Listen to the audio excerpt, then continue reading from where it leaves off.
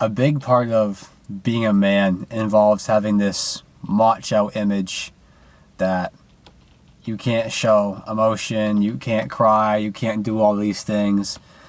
And when you are, you're seen as less of a man, and you're shamed for it almost. And that's really unfortunate, because I feel like that's a big part of why a lot of men have mental health issues nowadays. And it's such a shame, because that's why, hence, men's suicide rates are typically higher than women's. Big part of the reasoning right there. So I guess my topic for today is crying does not make you any less of a man or a person. Because, well, if you don't cry and you don't show emotion and you hold all of that in, you're essentially begging for at some point to just explode, to snap. Say if you, let me give you an example. Say you're in a relationship and you're having problems with them, and you don't talk about these problems, and you let them dwindle there, and you just let these problems simmer. Eventually, the longer you go without talking about it, the angrier you're going to get, and the more emotional you're going to get. And eventually you're going to snap. You're going to snap on your partner, and things will probably not go very well. Nobody wants their partner to just snap on them suddenly because they weren't talking about their emotions. And that's where this actually kind of ties in to my last video when I was talking about communication. Because holding that in pretty much just openly shows that you're not communicating with your partner, and that you're keeping everything you're feeling inside. If you don't communicate, nobody can know how you're feeling. If you bottle everything up, mentally you are going to drain yourself so quickly. And you're going to be miserable, and you're going to hate yourself. And on top of that, I think a big fear of keeping the emotions inside also comes from a place where men feel like if they are open and are emotional with their partners, they're afraid that by showing their emotions to their partner, they'll see it as weak and they'll leave them. Unfortunately, that is the case sometimes. The key word in that sentence is sometimes. This is not always going to happen. If anything, I've heard more case scenarios of where their partners, after the person opened up and was emotional with them, that the partner found it more attractive and that it brought them closer. If you cry in front of your partner, they're probably not going to leave you. If anything, they definitely will not leave you. That is like the worst case scenario right there.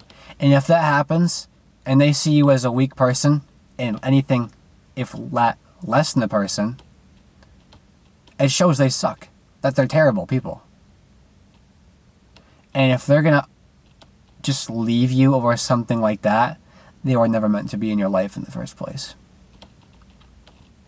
If they do that to you, you deserve so much better. Because a real person understands that everybody shows emotion and has feelings.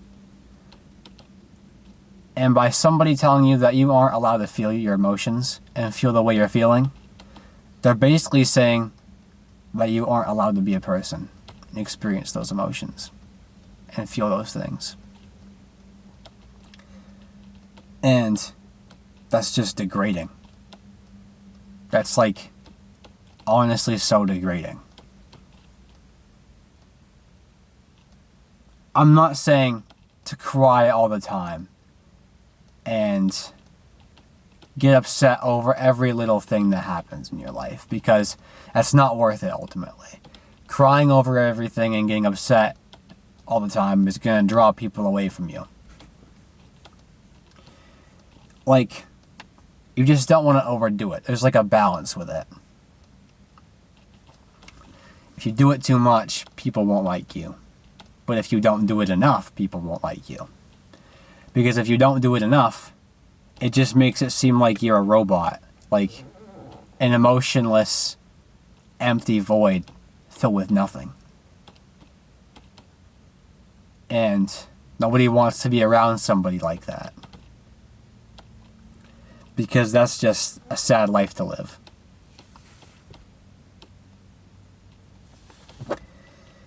I will say, I've been guilty in the past of not being great with my emotions and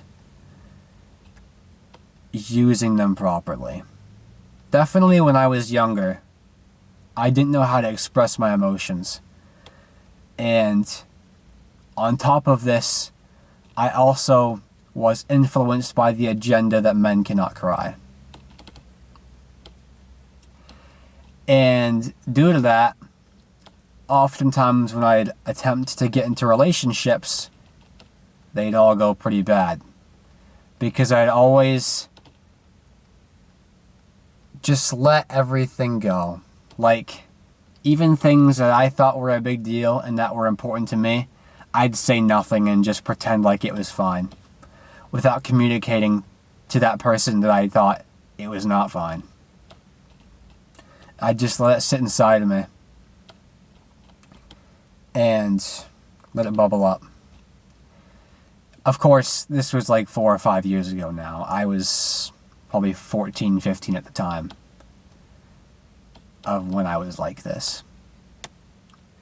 But that taught me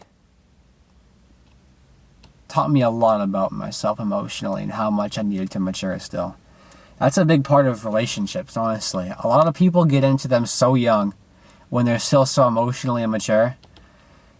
And then when they do that, it wrecks them later in life. Because they thought they were ready for something that they actually weren't ready for. They got themselves involved with something that they had no preparation of. And look where it got them. It got them into being a person that's not so great on the outside or on the inside. It left them as a shell of a human being. A shell filled with nothing. And when you're a shell filled with nothing, what are you? What are you? So yeah, if you're a man out there and you have a hard time opening up, do me one favor. If you're feeling sad right now, if you feel like you need to be the most macho gangster human being on the planet, do me a favor and just cry. Straight up, just cry. Go listen to a sad song and let that shit flow. Or do something to trigger your emotions to get you to flow. To get the waterfalls coming down. The waterworks going, whatever you want to call it. Just be human. That's what I really have to say. Just be human. Be real. That's all for today. Stay blessed.